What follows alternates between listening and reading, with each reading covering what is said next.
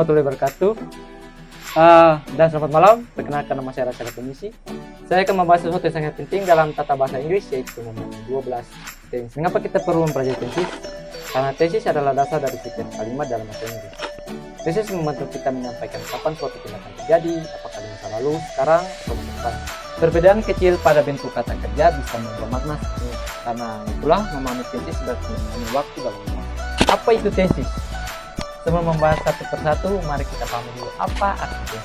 Tesis adalah bentuk kata kerja atau verb yang menunjukkan waktu terjadinya suatu peristiwa. Dalam bahasa Inggris terdapat 12 tesis dasar yang menjadi bagian dari tiga kelompok waktu seperti present, sekarang, past, masa lalu, dan future, masa depan. Dan masing-masing kelompok memiliki 4 bentuk: simple, continue atau progressive, perfect, and perfect continue. Sekarang mari kita bahas satu persatu secara rinci. Tenses waktu sekarang atau present tenses. Simple present tenses digunakan untuk menyampaikan suatu kebiasaan, rutinitas, fakta umum atau kebenaran dunia.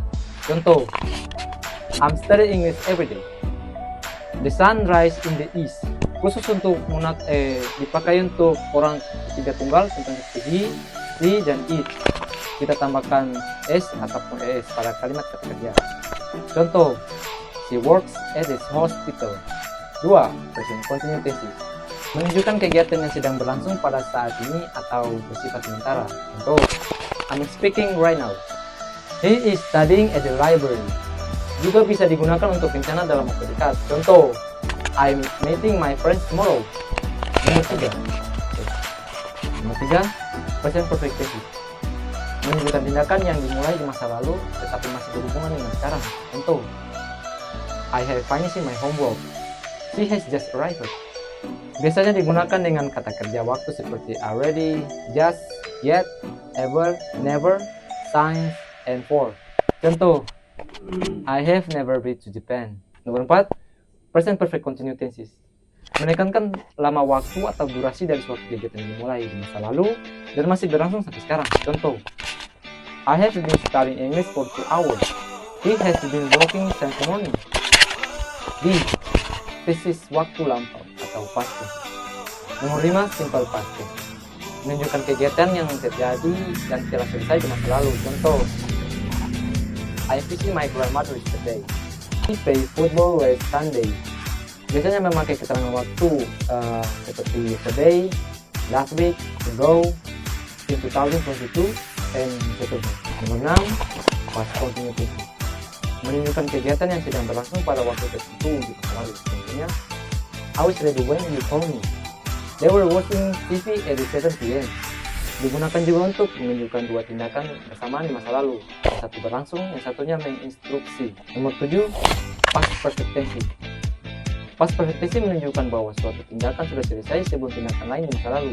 Contohnya, I had finished my homework before I went to home. He had left when I arrived. Tenses ini menjelaskan urutan waktu dalam kejadian masa lalu.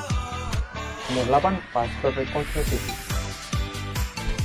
Past perfect continuous tense menunjukkan bahwa suatu kegiatan telah berlangsung selama beberapa waktu sebelum kejadian masa lalu.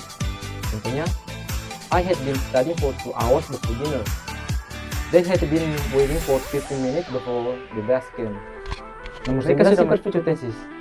Tesis ini digunakan untuk menyampaikan kegiatan yang akan terjadi di masa depan. Contohnya, I will study tomorrow. She will travel to Bali next month. Biasanya juga memakai be going to untuk menyatakan sesuatu yang sudah pasti. Contohnya, I'm going to buy a new phone. Nomor 10. Future continuous tenses menunjukkan kegiatan yang akan sedang berlangsung pada waktu tertentu di masa depan. Contohnya, I will be studying at 7 p.m. They will be sleeping when we arrive. Fokusnya pada tindakan yang sudah terjadi di masa 11. Future perfect tenses. Future perfect tenses menunjukkan bahwa suatu tindakan akan selesai sebelum waktu tertentu di masa depan. Contohnya, I will have complete my assignment by next weekend. He will have graduated by 2026. Biasanya digunakan sebagai by tomorrow, by next month, atau by Japan. Nomor 12. Future perfect tenses menunjukkan kegiatan yang akan sudah berlangsung selama beberapa waktu hingga titik tertentu di masa depan. Contohnya, by next month, I will have been studying for English for 6 years. He will have been working here for 10 years by December. Fokusnya pada durasi waktu hingga masa depan. Itu saja sebagai bagian dari penjelasan saya dalam menggunakan 12 tensi dalam bahasa Inggris itu membantu kita menyampaikan waktu, makna, dan urutan kejadian yang jelas. Setiap tenses memiliki fungsi, struktur, dan keterangan waktunya sendiri. Dengan memahami dan mempraktikkannya secara rutin, kita bisa berbicara dan menulis dalam bahasa Inggris dengan lebih cepat dan alami. Ingat, mempelajari grammar bukan sekedar menghafal rumus, tapi memahami bagaimana waktu bekerja dalam bahasa. Semakin sering kita berlatih, semakin cepat kita menguasainya. Terima kasih atas perhatiannya semua teman-teman. Semoga penjelasan saya tentang 12 tenses dasar ini bermanfaat dan membantu kalian semua memahami grammar dengan baik. Jangan saya ucapkan wabillahi taufiq wal hidayah. Wassalamualaikum warahmatullahi wabarakatuh.